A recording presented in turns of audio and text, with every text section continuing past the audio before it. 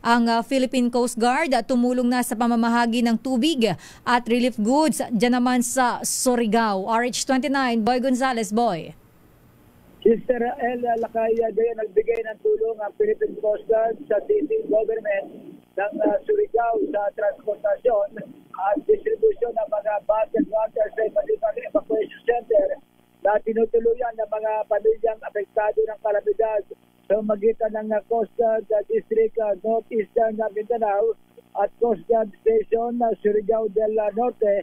Naglaan ng PCGs na karagdagang sasakyan at tauhan para sa operasyon. Bukod dito, nakibahagi rin ng mga tauhan ng PCG at sa repacking ng mga relief goods upang matiyak na mabilis na may pamahagi ang mga pangunahing supply sa mga residenteng naapektuhan.